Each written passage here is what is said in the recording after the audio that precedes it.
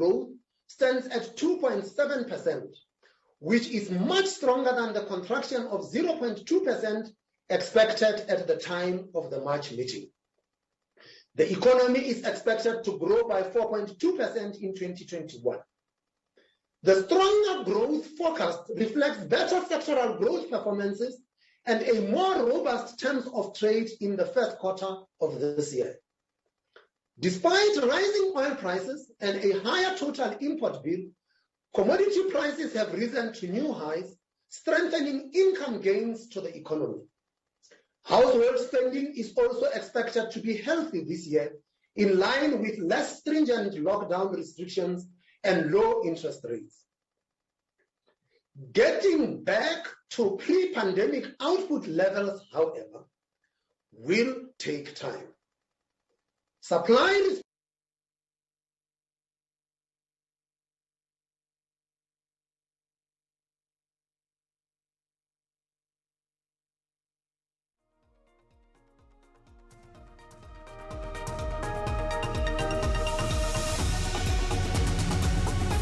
We're going to try and establish that connection again with the Reserve Bank governor, who is delivering the much-anticipated MPC announcement, of course, making light of the fact that, getting back to pre-pandemic levels is going to be able to take time. He touched on various issues that are taking place in terms of commodity prices and those particular movements. And, of course, everybody's going to be watching that, and it will be quite interesting to see how the Rand performs as a result of that particular announcement, if there is any performance that front that we need to be concerned about. There are various other issues, of course, still bubbling in the background of the global economy. It's all about whether we can get back to, not just in South Africa, but globally, to that pre-pandemic era. We are starting to see inoculation vaccinations pick up speed in various parts of the world. In South Africa, we kicked it off earlier this week. Yet at the same time, at the back of investors' minds, it's all about whether we could start seeing small cases and re-emergences when it comes to those coronavirus flare-ups, as much as we've seen in the Asia-Pacific region. Right now, the US seems to have a fair amount of control for it. But we're going to try and get that link back up. But let's go to an ad break.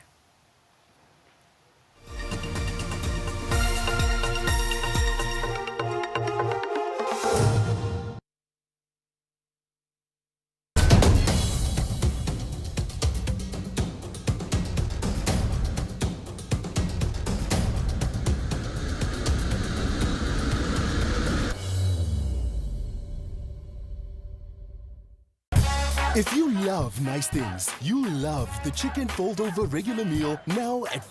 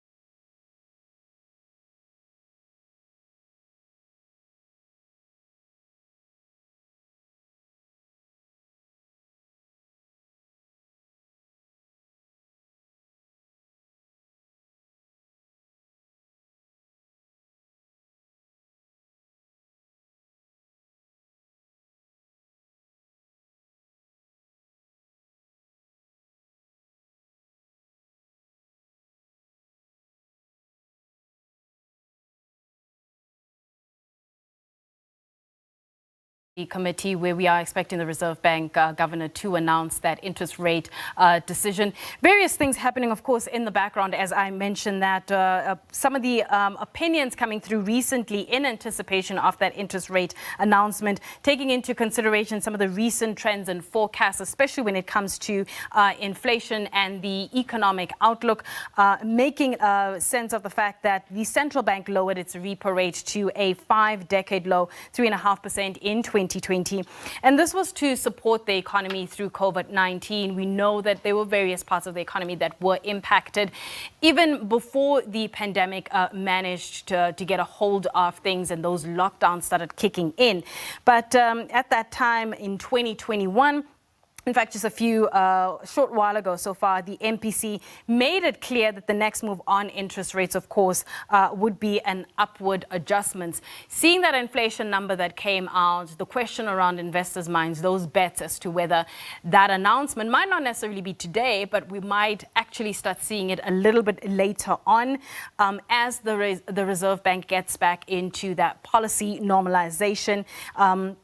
Again, it raises the question, when will this happen? Might not happen today, but at some point that it does, it might happen a little bit later on. The idea of policy normalization is, of course, filtering through to various parts of the market, with the US being one of them, the European on that particular side, also having similar kind of conversations, especially when they look at their data that have been coming through from the inflation figures to PMI numbers and various other things. And we do know that after, March 2021, the MPC, commented about various risks to inflation and the economic outlook. But at that particular time, we had the members unanimously deciding to keep interest rates on hold. Will that be the case today? We'll find out when we are able to connect again to the Reserve Bank governor. So there have been, some really interesting opinions, especially when it comes to that decision. Previously, we had 3 consecutive, monthly meetings where 2 out of the 5 policymakers at that particular time favored the idea of having a rate cut. What this means in terms of, a reduction in interest rates is off the table at this particular point, unless, Lesetja Kganyago, as he did mention a little bit earlier this year, that there is a serious wave that comes at this particular point, although those concerns around the third wave haven't seemed to have picked up as much speed as they did a couple of weeks ago when people were concerned about those kind of flare-ups that might impact the economy. So a lot of that taking place in the background. There are also other issues that might guide policymakers in terms of the decision that they will actually take. Various scenarios taking into account the expansion of the economy, significant volume in terms of electricity load shedding over the next winter months. We did get the announcement from Eskom a little bit earlier on when they did mention that issue of load shedding. But in terms of the electricity and lockdown limitations on the South African economy, we'll only begin to see that a little bit later on as the months unfold, as that winter month unfold as well. Everybody hoping that the inoculation, especially that vaccine rollout, will start to pick up speed. So various sectors that may have been impacted by the COVID-19 pandemic, especially the tourism sector, can start to be able to pick up a little bit of speed and start attracting visitors. Hopefully, we'll then start that conversation as to when borders will open. We're starting to see that travel happen through in the US. Those conversations starting to pick up. As much, we do not believe that is in terms of the Reserve Bank, and this is an opinion coming through from PwC, and we will have them on a little bit later on so to analyze the rate decision and various considerations that the Reserve Bank governor and other committee members may have taken into consideration when it comes to that Reserve Bank decision. Will it be unanimous like the last time? Will it be a split decision? We don't know right now. So we are going to be keeping abreast of that announcement and that speech as it comes through. It should be available on social media right now. The only thing that we would be waiting for, of course, is the actual figure.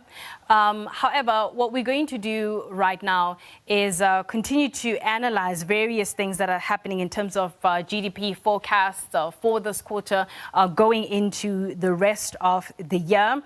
In terms of various other things, we will touch on those a little bit later on, but let's try and get that connection again. You see current inflation increase as temporary? And then the last question from Funeko, are we seeing cost push or demand pull inflation?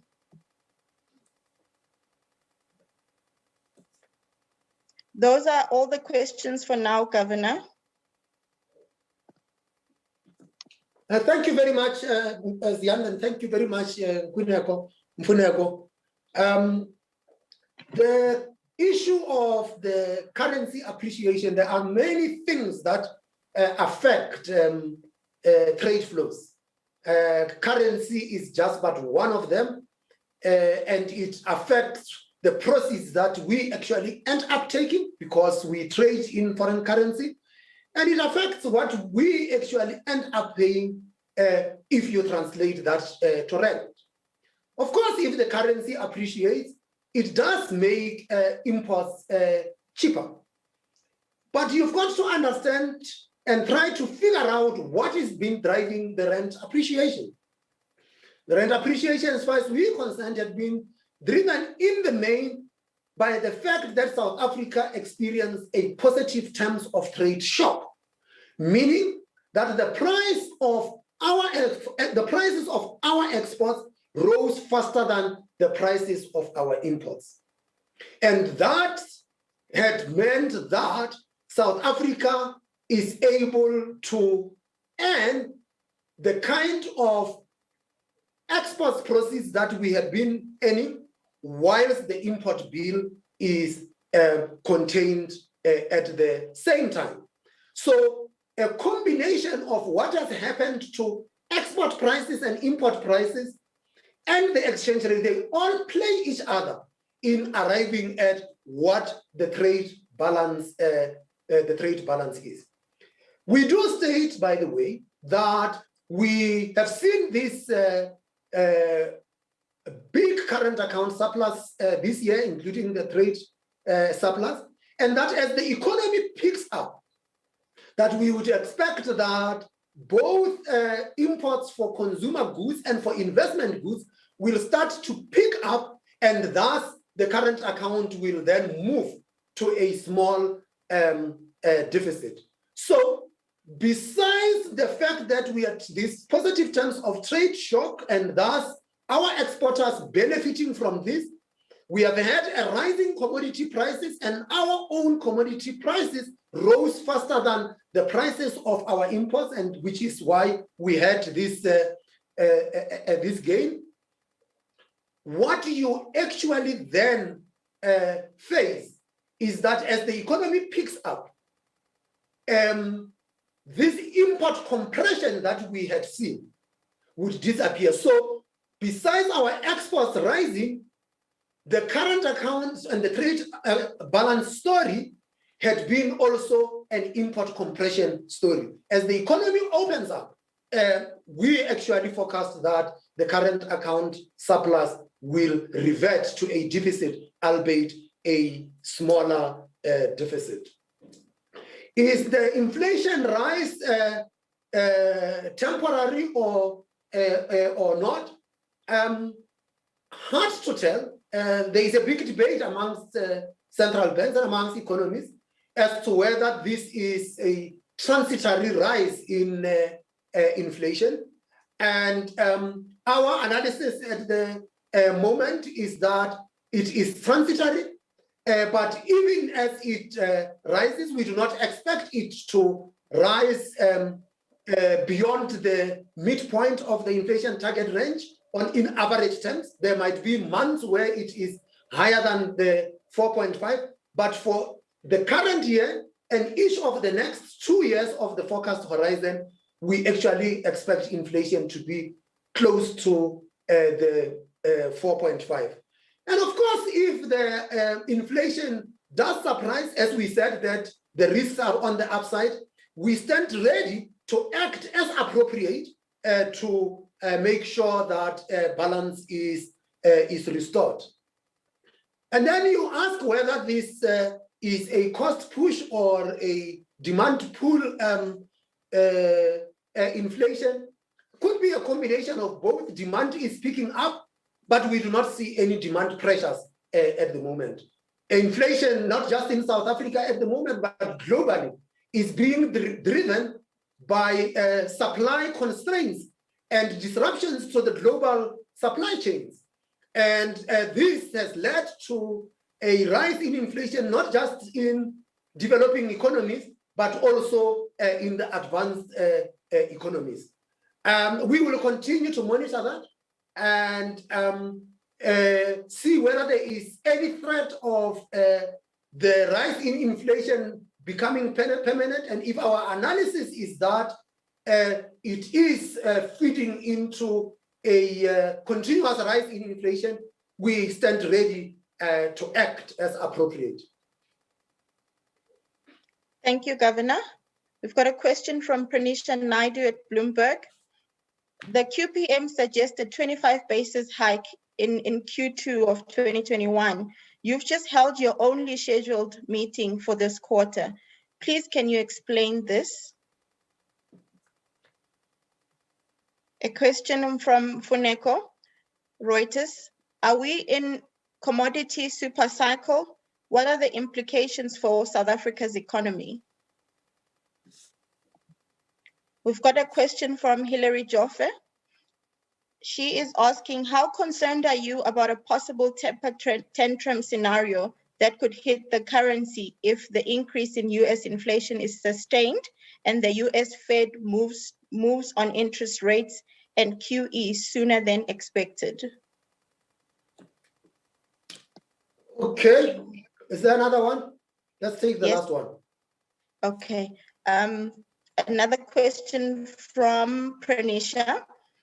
The real interest rate is now negative for the first time in more than 5 years. How much longer is the SAB likely to remain tolerant of this, and what will drive an upward move? Thank you.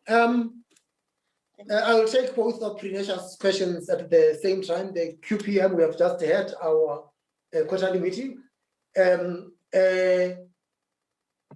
We did make reference that the repo rate path that is in the QPM is just a guide. We can't outsource our decisions to a model. It is just but one input into our decision making process.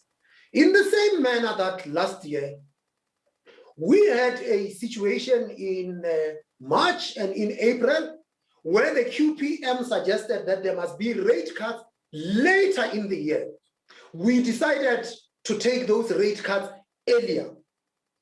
And for at least 2 meetings, the QPM kept on suggesting that there are going to be rate cuts or there must be rate cuts later in the year. We took them earlier because we exercise judgment. It is our job as the MPC to exercise judgment and make those policy decisions. You get into this year, the QPM suggested rate hikes in the second quarter of this year and in the fourth quarter of this year. It is one input. Our analysis is that inflation remains contained and that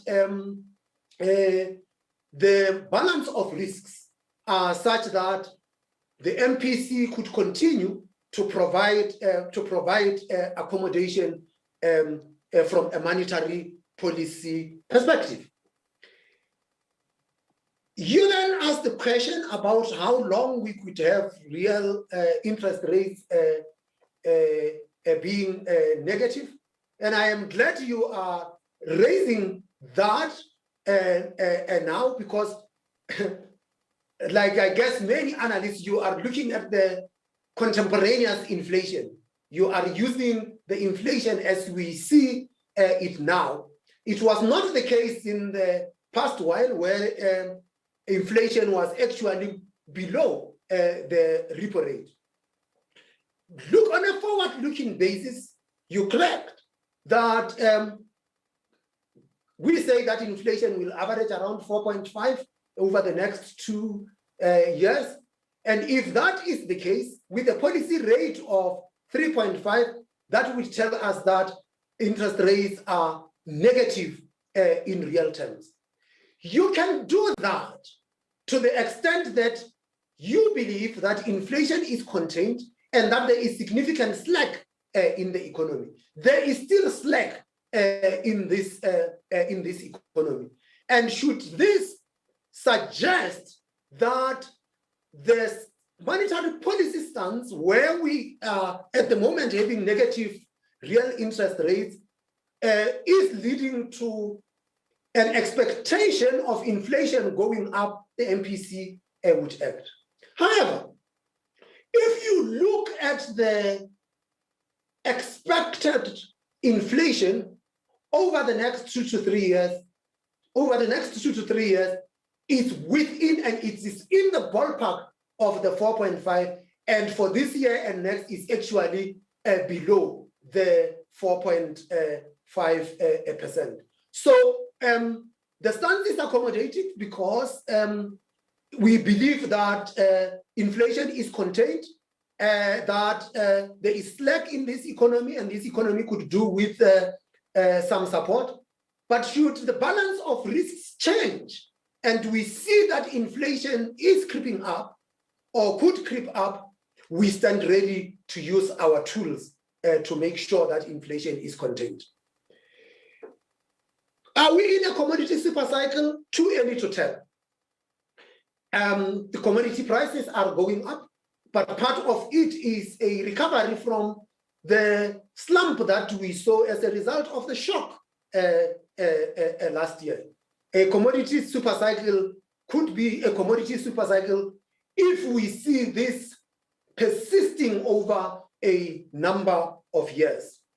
What would that mean for South Africa? Well, that would mean that we are earning a lot more of foreign exchange. It would mean that if this takes place and we continue with rising positive terms of trade, we are in a better position to deal with the challenges that we have in the South African economy. You are going to be talking of a completely different nominal GDP. You're talking about completely different tax take, which means that the fiscal risks become abate. What South Africa needs to do, though, is to learn from what happened in the previous cycle and make sure that we do not make the mistakes that... Well, there you have it, Reserve Bank deciding to leave the repo rate unchanged, basically saying there that the decision was unanimous, comfortable with the inflation outlook despite the recent rise. However, to give us his first take in terms of what he was expecting and whether this was actually a unanimous expectation as in light of what Bloomberg and various other economists had been forecasting, we are joined by Dr. Christy Viljoen, who is from PwC. Dr. Viljoen, thank you so much for your time. Good afternoon. So were you also expecting that repo rate would stay unchanged? Yes, that was certainly my expectation. I didn't speak to any other economists that indicated they expected any kind of a adjustment in the rate. And as you said, it was a unanimous decision, as we heard in the previous 3 meetings as well. So this was certainly on expectation. I mean, key, issues that stood out for you, especially in the speech, whether it's the vaccination that is, that he was talking about, saying that, until vaccination is widespread and populations develop sufficient immunity, it is expected that the waves of infections will continue. But what else stood out for you in this particular one? Most certainly the vaccination story. We know in South Africa that a third wave is coming our way, and that has certain implications when it comes to lockdown restrictions, and our economic modeling takes that into account, but definitely. And the more strict those lockdowns will be, the bigger the negative impact on GDP. I think the other point that stood out for me was the governor admitting that although inflation has been rising of late, it is not a big concern. I mean, let's be honest that at current levels, it's very much at the middle of the Reserve Bank's target range of 3 to 6%. So inflation definitely still very much under control. He did admit there is some upside pressure that we'll have to keep in mind. But the rand is strong. The rand is doing very, very well, and that's always helping us with inflation. So when it comes to the outlook, the improved economic growth forecast, that's good news. Inflation under control, that's good news. And also the admission that even though internal modeling at the Reserve Bank says there might be a need for high interest rates at the moment, they took their discretion and decided rather to wait and see. All right, Christy, we're going to take a short break, and when we come back, we'll have you on the line. We'll have Isam Hlanga from Alexander Forbes as well joining in on the conversation. Let's take a quick one, and we'll be back shortly.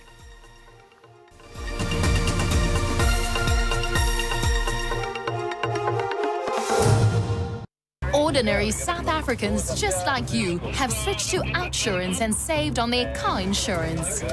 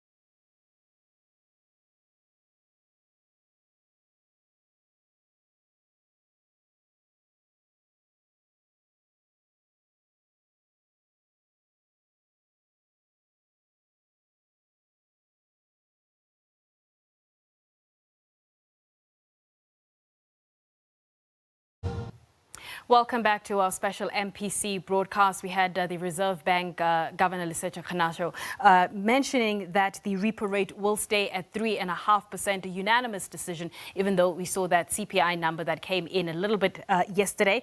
With this particular announcement, that means that the lending rate of commercial banks will remain at 7%. And a little bit earlier, just before the break, we had Dr. Christy Viljoen giving us his take on what he thought of that particular announcement. We were just getting started in terms of really getting into that conversation. However, we're going to add someone else into that particular discussion, and that is Isam Hlanga from PwC. Gentlemen, thank you so much for your time.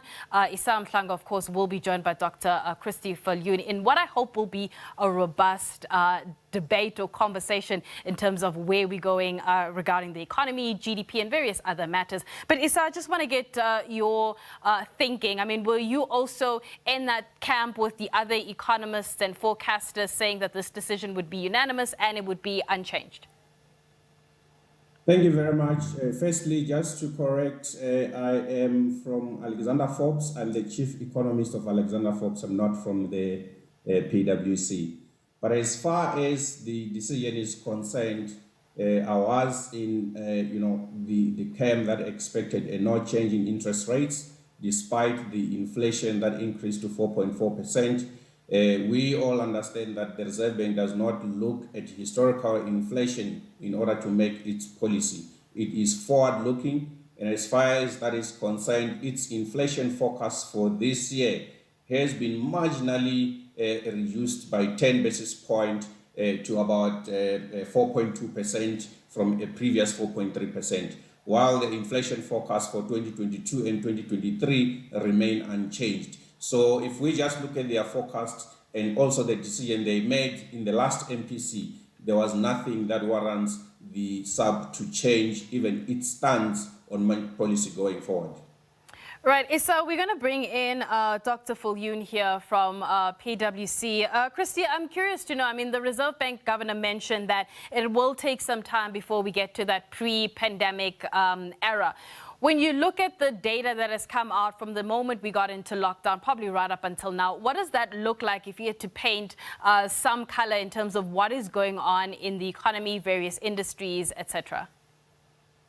Well, we know last year was really just a terrible year for the economy, a recession of 7%, which is basically the worst that we've had since the Second World War.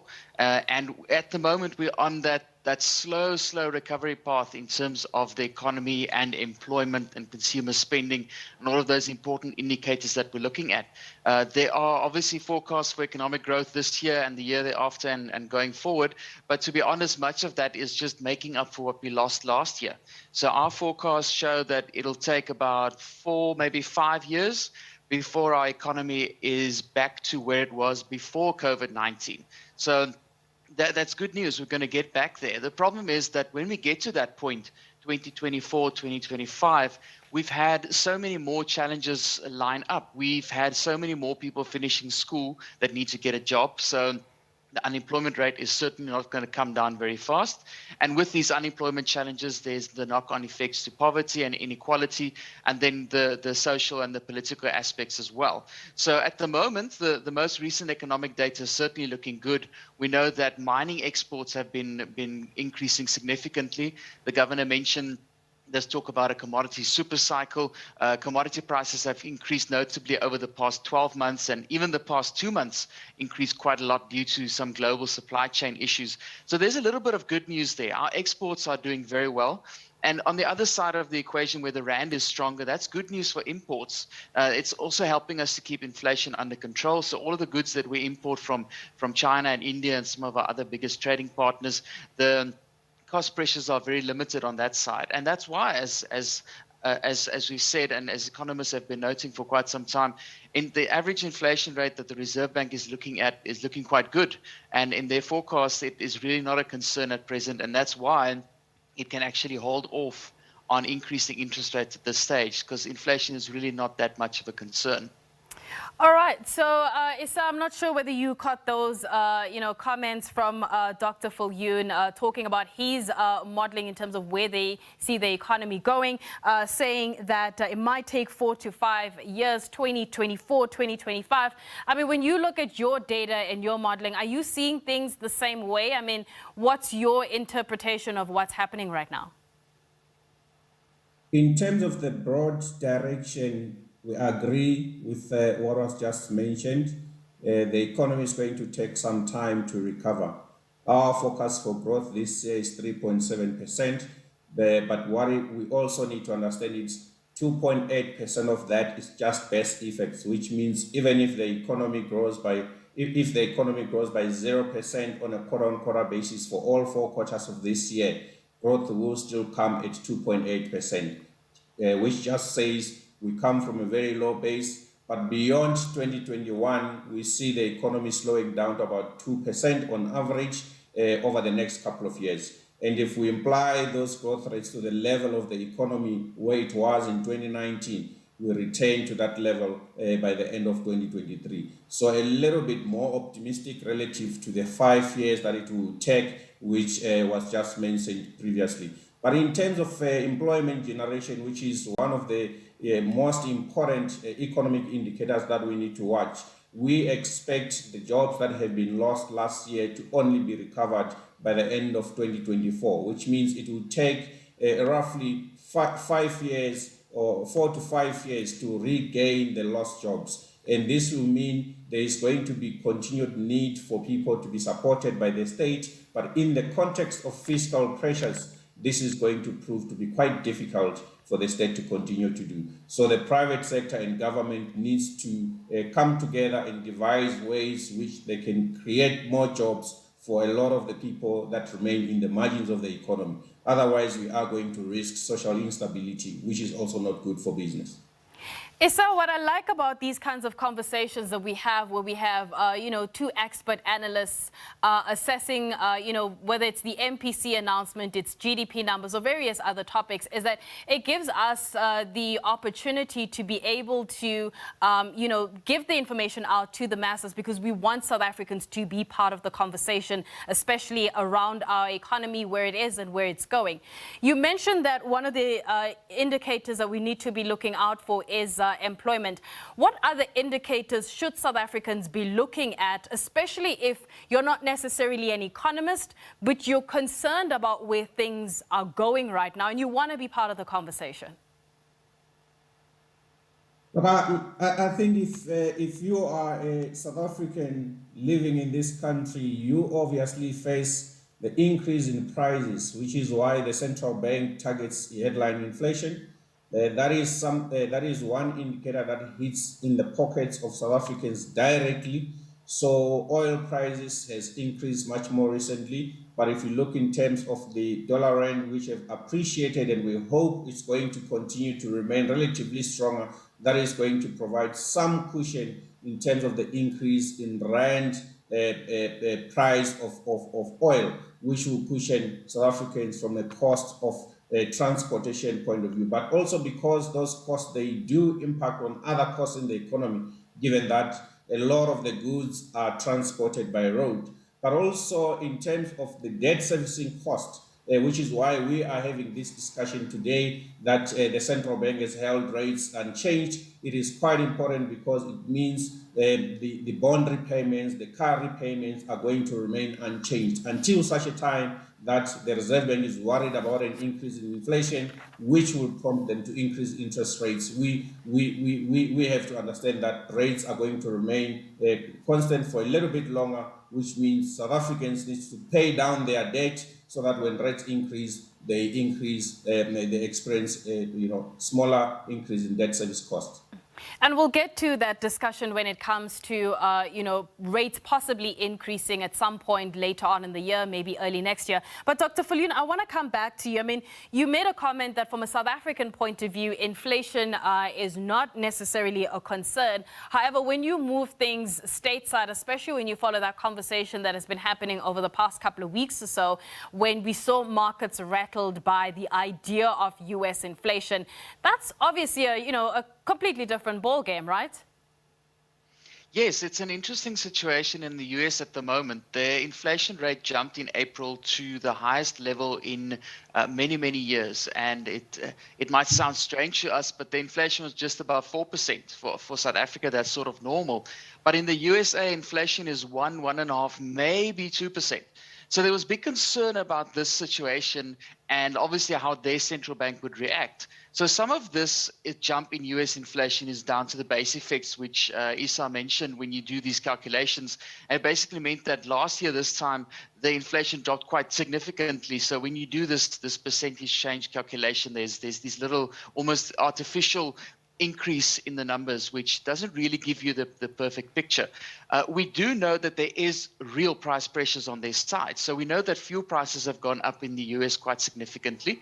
And this is partly as a result of higher oil prices, but also there was this interesting incident where an international hacking group hacked an oil pipeline that supplies the east coast of the USA, which is its biggest economic hub. So you've got fuel stations in the US that have run dry. It's something that we don't often see in South Africa and very infrequently in the USA. So there's certainly concern about this fact that inflation is suddenly so high. And for the South African context, the Reserve Bank isn't in general concerned with US inflation for the numbers specifically, but it is concerned when there's talk about lifting interest rates in the USA. Now, why is that important for us? We as South Africa and most emerging markets actually have quite a big buffer between our interest rates and the US. So the US would have maybe a 1% interest rate, we'd have 3.5%, 4%. And that's just a way of attracting investment into our country. And when the US starts lifting its interest rates, that little buffer, it narrows, it sends more money to the USA, and that's bad for the rand. Why the rand is bad? A weaker rand means more inflation for South Africa. So the Reserve Bank is interested in US inflation because it directly impacts the expectations for US interest rates. And as we are currently in a situation where the Reserve Bank is looking at when and by how much they will be lifting their lending rates, it is something in the back of their mind, the situation in the US and other major developed central banks as well. What are they doing with their interest rates? While we're on that topic of the US, I mean, it was quite interesting to see the various analysis or, call it the digestion of news following those FOMC minutes. A couple of the headlines I managed to catch this morning, one of which read here, and I quote, "Taper clock starts ticking." I mean, from where you're seeing things right now, is that the case? Is that clock going to start ticking even louder? And are you convinced that the Fed's inflation outlook is, in fact, transitory, or do you think there's other elements there? Look, I think the 4.2% inflation print we saw, as Chris mentioned earlier on, the highest since 2008. But if you dig deeper beneath the headline, you see that core inflation, which exclude energy and food, was at 3%. But also, if you take the point that the Fed has emphasized, also taking into account that they changed the monetary policy regime or framework to average inflation targeting, where they are going to look for an average of 2% over a sustained period of time before they change monetary policy.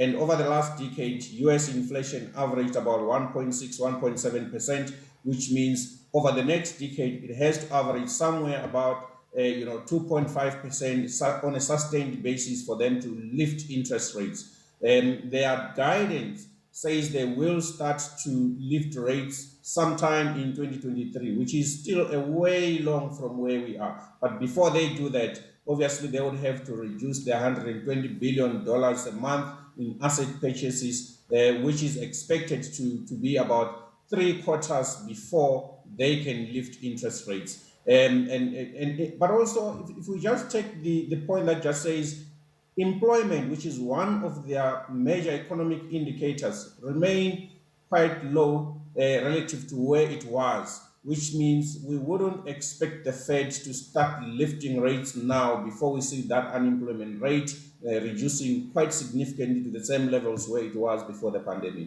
So I'm not convinced that the Fed is going to taper anytime soon, but also I'm not convinced that the Fed is going to lift interest rates quicker than what they say, because there is also another aspect in terms of debt.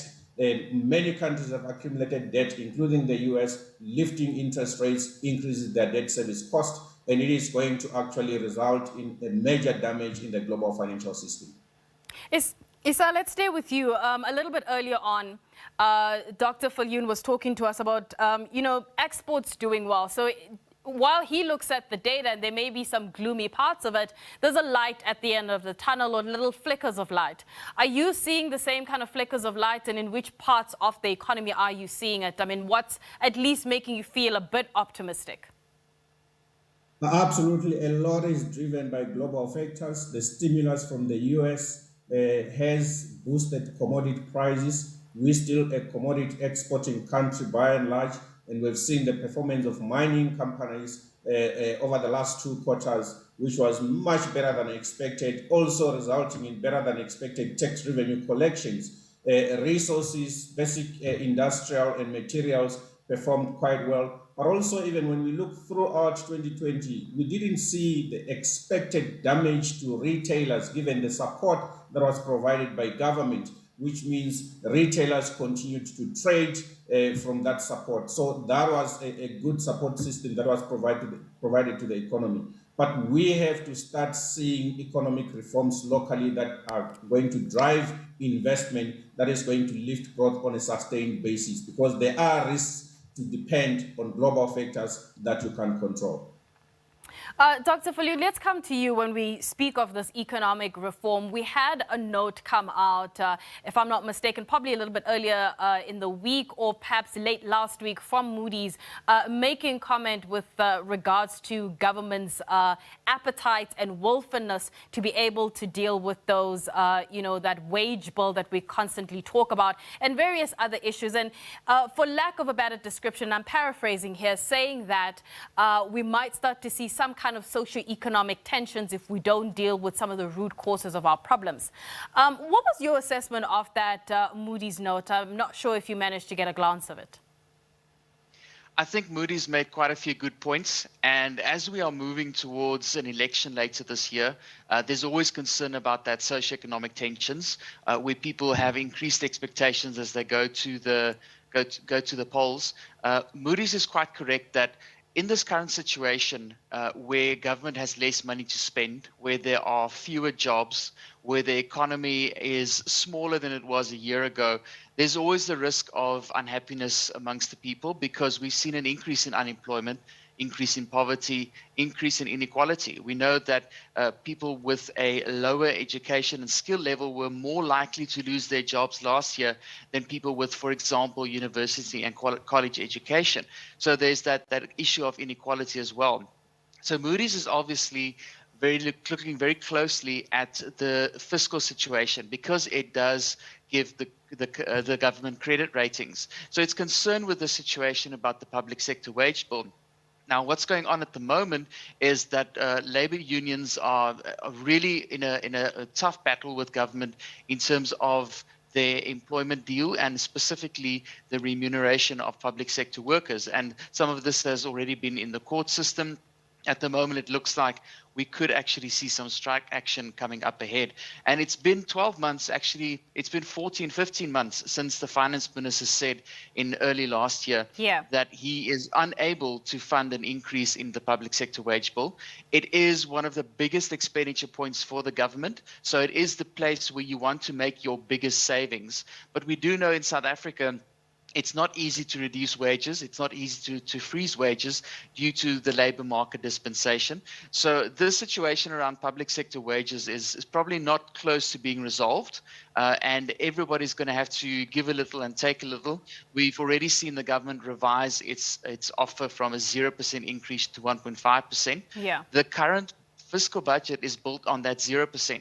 So if it goes to the 1.5% increase, it means that when we get new budget numbers in October, that the fiscal deficit will probably be looking worse than it is at the moment, unless, of course, those mining revenues really contribute a lot of revenue. But Moody's well concerned, most definitely, with what's going on the fiscal side.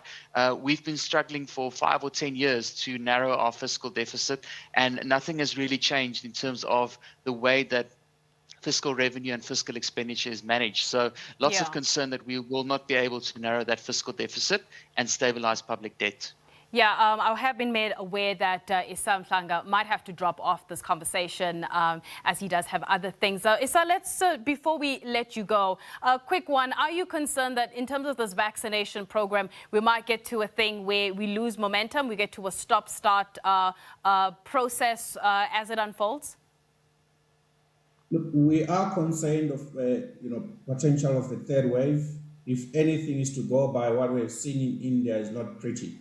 And all the factors that played out in India are also in South Africa. First, it was political events that encouraged mass gatherings. We do have a local government elections in October. That is going to encourage mass gatherings. Secondly, also the variant that was discovered in India is much more transmitted at a faster pace. We also now hear that from the Department of Health that we do have the same variant, which means those two factors that played out. But also in addition to that, religious activities. We just came out of Easter where we had religious activities taking place, traveling, and also coupled with relaxed restrictions in terms of movement and gatherings. So all those three factors that played out in India, we have them, which means the basis of a third wave is now in place. It then depends on government's approach, what government is going to do as a proactive steps to actually limit the transmission. So should we see a third wave that is much more severe, it will necessitate some level of lockdown. But if we look in terms of what government did in the second wave, it managed the economy much more efficiently compared to in the first wave, which means we expect government to do the same this time around. There may be an impact on growth, but it's not going to be the same as the impact that we saw in the first wave.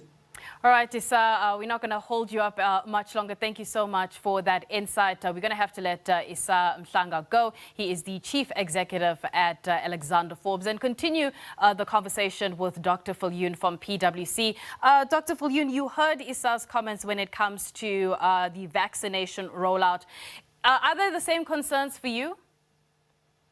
Most definitely. I think the two biggest concerns for the economy this year is the third wave, and with that the vaccine rollout, and also electricity load shedding. So on the vaccine front, we know that the third wave is coming. It's probably already running quite significantly in certain areas of the country. And we know that at some stage, government will have to impose stricter rules around gathering and transport and shopping, those kinds of elements. I agree with Issa that we will probably get back to lockdown restrictions similar to what we had end of last year, beginning of this year. Most certainly not as strict as we had in April, May, and June of 2020. The effect was there, it was needed, but it's much more nuanced at this stage. Now, in our economic growth forecast, we take into account different scenarios for the vaccination rollout and for lockdown levels. And if the lockdown is very strict, in other words, if the third wave is serious and the vaccine rollout is not quick enough, then economic growth forecasts, which at this stage would be 3.5% for the year, could decline back towards just about 1%, to be very honest. The other points I mentioned, electricity load shedding, it is something that has cost this economy a lot in terms of GDP and employment. We know that last year, it cost us more than 2 percentage points of GDP. And this year, we've done the same kind of calculation. We've worked in a lot of load shedding in the winter months. So we had this on Sunday and Monday as well. And it could be that economic growth could be significantly hampered by electricity load shedding, which gets us back to the earlier point that Issa made about structural reforms.